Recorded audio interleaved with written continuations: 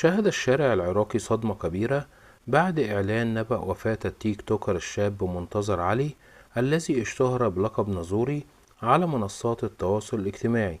كان منتظر علي من الشخصيات البارزة على تطبيق التيك توك، حيث حقق شهرة واسعة بفضل مقاطعه الطريفة التي تناولت الحياة اليومية والأطعمة في العراق، مما جعله واحدا من أبرز الوجوه المؤثرة في المجتمع العراقي.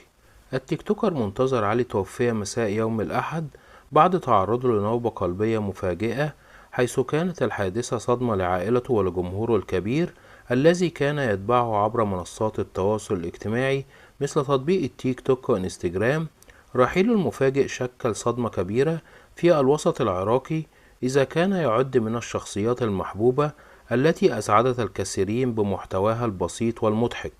وقبل وفاته كان منتظر علي قد احتفل بزواجه من البلوجر زهراء في أغسطس 2024، وشارك متابعي تفاصيل حياته الشخصية عبر منصاته الاجتماعية. كما كان قد افتتح مطعما خاصا به في كربلاء، وكان يخطط للكشف عن مشاريع جديدة في العام 2025.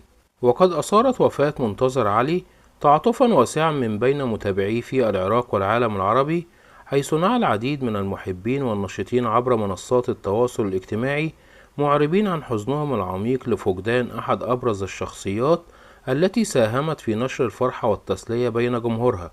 لم تصدر البلوجر زهراء زوجة منتظر علي أي تعليق رسمي حتى هذه اللحظة حول الحادثة، لكن العديد من المتابعين أرسلوا تعازيهم الحارة لعائلته.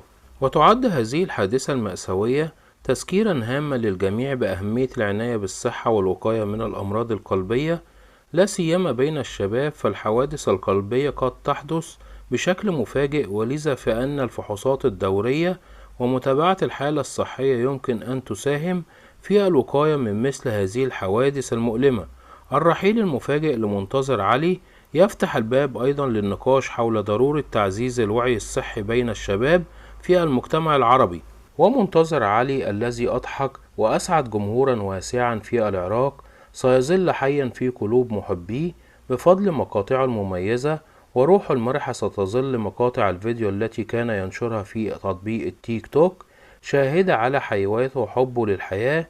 في ظل وفاته المفاجئة سيظل اسمه مرتبطا بالابتسامة بين محبيه وعطائه الإبداعي في مجال التأثير الاجتماعي. خالص العزاء لأسرة الشاب منتظر علي، سائلا المولى عز وجل أن يتغمده برحمته الواسعة ويدخله فسيح جناته، ويلهم أهليه وذويه الصبر والسلوان.